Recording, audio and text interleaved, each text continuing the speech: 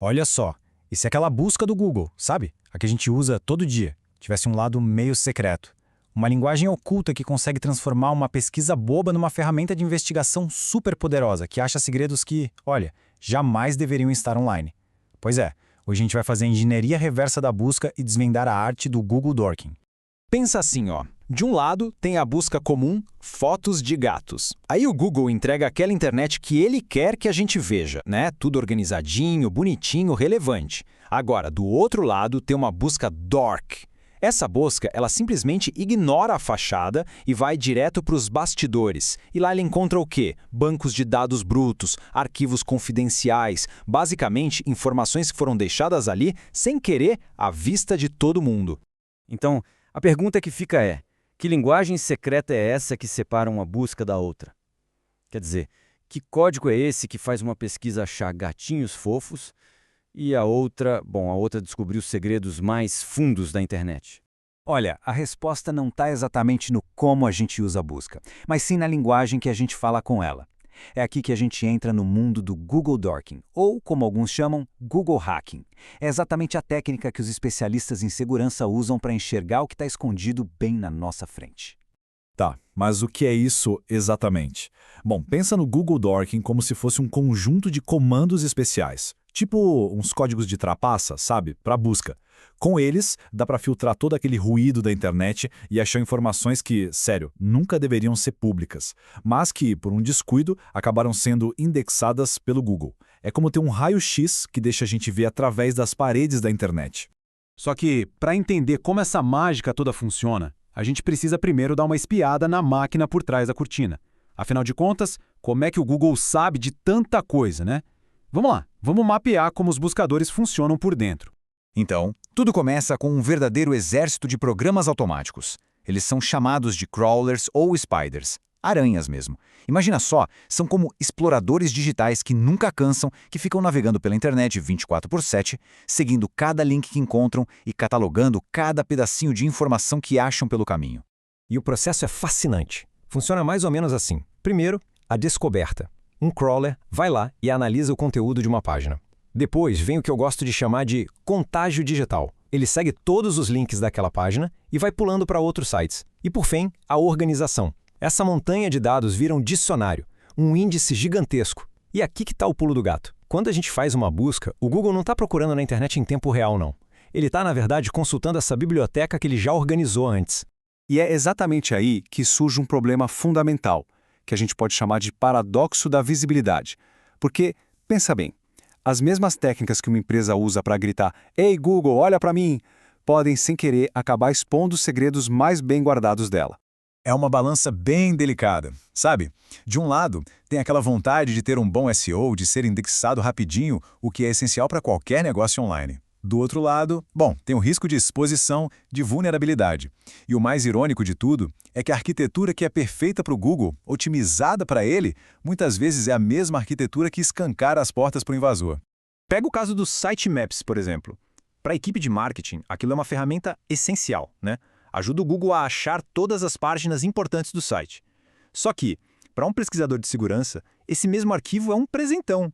É um mapa completo, detalhado e de graça de toda a infraestrutura do alvo, entregue de bandeja. Aí alguém pode pensar, tá, mas e as áreas privadas do site, aquelas que ninguém deveria ver? Então, a solução padrão para isso, pelo menos na teoria, é um arquivo de texto bem simples, chamado robots.txt. Ele funciona como uma placa de trânsito, basicamente dizendo para os crawlers do Google, olha, por favor, não entra aqui. Só que aí vem o problema. Essa solução muitas vezes cria um problema ainda maior, porque na tentativa de proteger áreas sensíveis, tipo a pasta /admin ou /backups, os administradores vão lá e listam essas pastas no comando disallow. Só que o robots.txt é um arquivo público, qualquer um pode ver. Então, na prática, é como desenhar um X gigante num mapa e escrever "o tesouro está enterrado aqui". A pessoa está literalmente contando para todo mundo onde é que não se deve olhar. Ok, agora que a gente já entendeu a teoria por trás de tudo, chegou a hora de abrir a caixa de ferramentas. Lembra daquela linguagem secreta que a gente falou lá no comecinho? Então, ela é feita de comandos super poderosos, conhecidos como operadores de busca, ou, para simplificar, DORCs. Vamos conhecer os principais. Com site e 2 pontos, a busca fica focada num domínio só.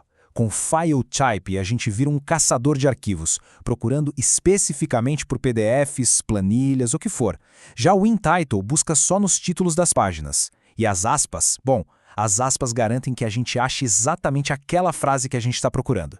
Beleza, agora vamos combinar esses poderes. Imagina só usar site empresa.com junto com in-title login.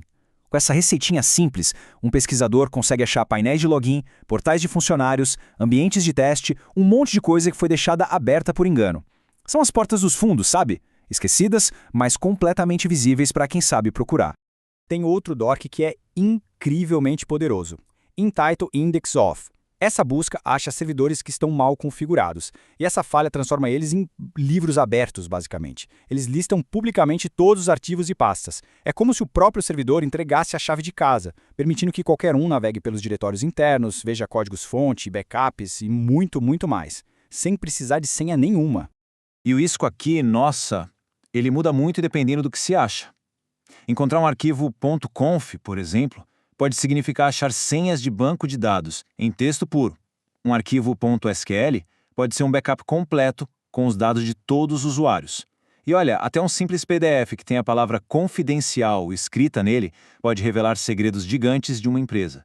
E tudo isso nos leva para uma discussão que é talvez a mais importante de todas, a fronteira da ética. Com uma ferramenta tão poderosa assim na mão, onde é que a gente traça a linha entre o que é uma pesquisa legítima e o que é uma atividade ilegal? Bom, vamos deixar uma coisa muito clara aqui. A prática de usar o Google Dorking só para encontrar informação é, em si, perfeitamente legal. Pensa bem, a pessoa só está vendo informações que o próprio servidor deixou públicas na internet. Não é diferente de ler um outdoor que está na rua. A linha é cruzada no exato momento em que se usa essa informação para tentar abrir uma porta que está trancada. Achar a porta? Legal. Tentar arrombar essa porta, ou seja, usar o que se achou para acessar um sistema sem permissão, aí começa a ilegalidade. A ferramenta em si é neutra. É como um martelo. Dá para usar para construir uma casa ou para quebrar uma janela. É a intenção que define tudo. E isso nos deixa com uma reflexão final que, no fundo, resume tudo isso. Na era digital, o verdadeiro desafio da segurança não é só construir muros cada vez mais altos. É principalmente lembrar de não publicar as plantas do castelo bem na porta de entrada.